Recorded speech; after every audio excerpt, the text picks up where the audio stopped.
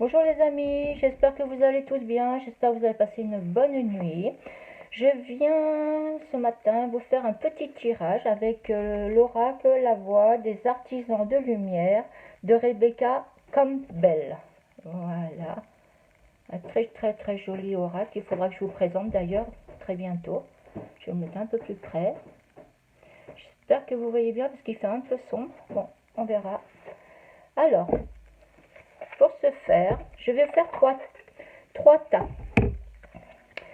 Je mettrai un petit 1, 2, 3. Vous allez choisir votre tas. Et après, je tirerai et je dirai la signification qu'il y a dans le petit livret. En bas, en dessous de la vidéo, je mettrai les minutes pour que vous puissiez aller voir sans être obligé de vous visionner les trois tas.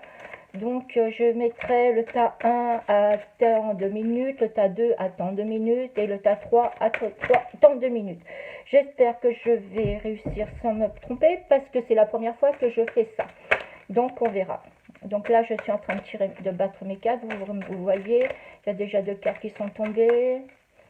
Donc on va voir s'ils veulent 2 ou 3 messages, je sais pas, moi j'en ai prévu 3. Maintenant, oh bah oui, là, non, sinon on va y passer la journée les cocos. Tout ça c'est, ah, il y en a une qui s'est retournée, donc on la prend. Voilà, on a 3. Voilà, donc, je sais pas si vous allez voir bien, parce que alors, ça va pas être commode. On va essayer, hein. Qui tente rien n'a rien. Hop, excusez-moi si je suis un petit peu cafouilleuse. C'est une première. Donc là, on a le numéro 1. Évidemment, vous ne voyez pas. Et là, on a le numéro 1. D'accord? Là, on a le numéro 2. Et là, ma petite bouche est là, le numéro 3. Donc, vous faites votre choix. 1, 2 et 3. Et je vais retourner. Je vais noter les minutes pour pouvoir vous le noter. Alors, donc pour le tas 1, on nous dit pilier de lumière. Votre vibration augmente. Vous êtes l'oracle. Donc là, on a le tas pour le tas 1 qui a été choisi. D'accord? Et donc là, c'est le pilier de lumière. Donc je vais vous lire le pilier de lumière. Ce qu'ils disent. L'édition que je trouve.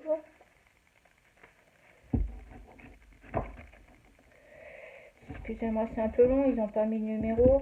Donc c'est galère pour trouver. Donc le pilier de lumière. J'aime pas faire attendre, mais là j'avoue, pilier de lumière 121. Donc comme c'est fait en direct, je suis obligée de faire patienter.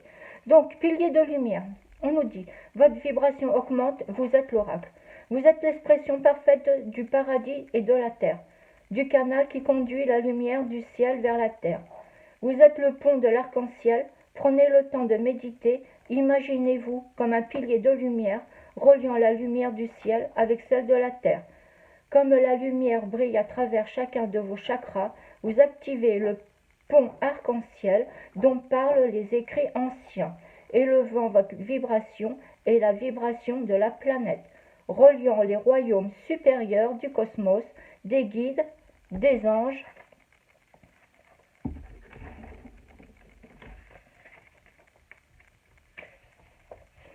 et de l'esprit, aux anciens détenteurs de la sagesse et aux êtres de la planète Terre. Ils dansent ensemble à travers vous, ils chantent ensemble à travers vous. Sans votre corps, votre voix et votre création, ils ne peuvent s'exprimer. Pendant trop longtemps, on vous a enseigné que Dieu est en dehors de nous, remettant notre pouvoir aux anges et aux guides spirituels. Mais sans vous, ils n'ont pas de voix. Vous êtes l'oracle. Ne cherchez pas de conseils à l'extérieur, car vous détenez toute la sagesse de l'ensemble, de l'univers dans le portail de votre cœur. Dans chaque cellule de votre corps, ne considérez pas les anges et les guides supérieurs à vous, car sans vous, ils n'ont aucun moyen de communiquer. Vous êtes l'oracle, vous êtes le pont arc-en-ciel, vous êtes le pilier de lumière. Alors, on nous dit pour travailler votre lumière, il faut poser la carte sur votre cœur et dites « Je permets à la lumière du ciel et à la lumière de la terre de se déverser à travers moi. Maintenant, j'active les codes de mémoire au sein de mes cellules et de mes chakras. J'active mon pont arc-en-ciel entre le ciel et la terre. » Bon, évidemment, vous n'avez pas la carte, mais bon, vous pouvez peut-être faire une pause de la carte et puis en la regardant simplement, en la regardant tout simplement, vous dites ça. Je permets à la lumière du ciel et à la lumière de la terre de se déverser à travers moi. Maintenant, j'active les codes de mémoire au sein de mes cellules et de mes chakras. J'active mon port arc-en-ciel entre le ciel et la terre. Voilà, juste en la regardant, je pense que ça devrait marcher parce que tout est vibration, donc je pense que ça devrait marcher. Tout est énergie, pardon, donc je pense que ça devrait marcher. Voilà. Et comme vous la voyez bien là, vous l'avez vu tout le temps du tirage. Donc voilà pour la carte, le tas 1. Alors, le tas 2, pardon.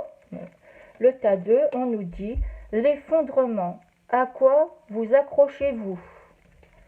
Donc le tas 2, pour ceux qui ont choisi le 2.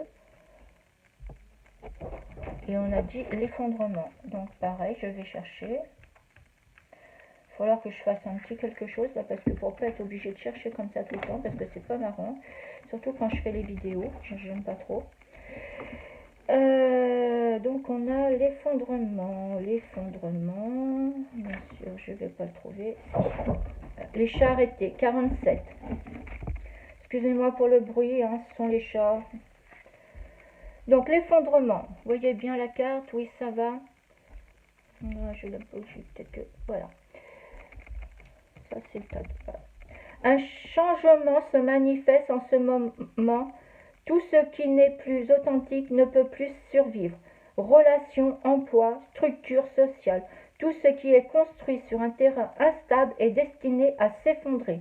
Cela se manifeste pour vous, ramené à la maison, à qui vous êtes vraiment, à la fois individuellement et au sein de la société dans son ensemble, afin que vous puissiez vivre en alignement avec votre être véritable.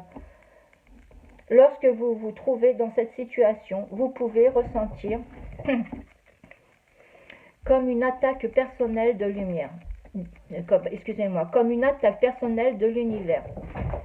Restez confiante, parce que les moments difficiles sont des moments déterminants. Vous allez renaître par le feu. On vous demande de lâcher prise, d'arrêter d'essayer de tout contrôler, de desserrer votre étreinte pour laisser l'effondrement se manifester. Cela peut être difficile au début, mais pour finir le plus tôt, vous lâcherez plus vite, la renaissance se produira. Qu'essayez-vous de maintenir ensemble? Pourquoi faites-vous de votre mieux pour éviter que tout s'effondre? Comment allez-vous essayer de prétendre que tout va bien? Vous avez toutes les ressources pour accepter de laisser tomber ce qui est en train de tomber et ce qui doit tomber. Une fois que la tour se sera écroulée, vous serez en mesure de reconstruire votre maison sur un terrain solide avec des fondations puissantes et une vue si magnifique qu'elle vous coupera le souffle chaque matin.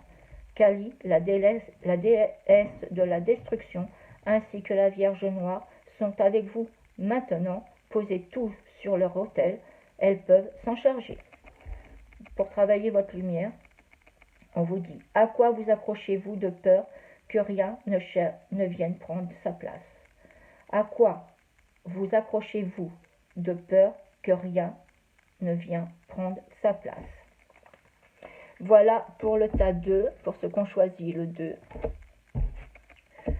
Hop, et maintenant pour le 3. Voilà, on a, pour le tas 3, on a posé des limites. Dans quel domaine avez-vous besoin de fixer des limites? Voilà, on vous dit de poser des limites. Voilà, pour le 3, on va mettre un peu plus par là. Et là, c'est, oh, j'ai oublié, poser des limites. Donc, poser des limites, je vais chercher. Hop. Poser des limites. 52, la petite page 52. On y va. Poser des limites. Vous êtes appelé à poser des limites plus claires dans votre vie. Cela pourrait être avec vos amis, votre famille ou dans votre travail. Dire oui quand vous voulez dire non, même au ressentiment, ce qui représente l'un des plus grands gaspillages d'énergie. Au début, il se peut que ce ne soit qu'une petite déperdition d'énergie et vous n'ayez alors pas l'impression que c'est un gros problème. Mais, subrepticement, votre champ d'énergie devient poreux et vous vous sentez épuisé, abusé ou plein de ressentiment. Dire non et poser des limites bien définies est en fait un acte spirituel. Les personnes les plus généreuses, aimantes, compatissantes sont celles qui posent des limites les plus claires, car lorsqu'elles disent oui, elles sont capables de donner de manière inconditionnelle. Lorsque vos limites sont bien définies, les autres savent comment se positionner et vous êtes alors capable de donner en toute liberté. Si vous ne savez pas où sont vos limites, cela provoque de la confusion, du ressentiment et des liens énergétiques à l'intérieur. Si vous dites oui quand vous voulez vraiment dire non, vous avez probablement besoin de quelque chose vous-même. Demandez-vous alors quelle partie de moi a besoin de quelque chose de ma part. Cela pourrait être un besoin d'approbation, une peur d'être vu d'une certaine manière ou une peur d'abandon. La meilleure façon d'évaluer vos limites est de vérifier les choses avec votre ventre. Votre ventre est votre deuxième cerveau. Il a une intelligence instinctive. Recentrez-vous dans cet espace lorsque vous devez prendre la décision de ce qui est bon pour vous. Comment se sent-il? Qu'essaye-t-il de vous communiquer? Travaillez votre lumière. Dans quel domaine de votre vie devez-vous poser de meilleures limites? Là, on vous dit de réfléchir. Il y a des choses que vous devez... Il y a des limites à poser. Hein. Vous ne savez pas dire non, oui, c'est... Quand vous avez... Il faut poser des limites. Il faut savoir dire non quand on n'a pas envie. Voilà mes amis, j'espère que cette petite vidéo va vous avoir plu. Donc n'oubliez pas que je mets le minuteur en dessous la vidéo. Hein. Donc comme ça vous pourrez aller directement au tas que vous aurez choisi. Je vous embrasse bien fort, je vous souhaite une très belle journée et je vous dis à très vite. Au revoir les amis.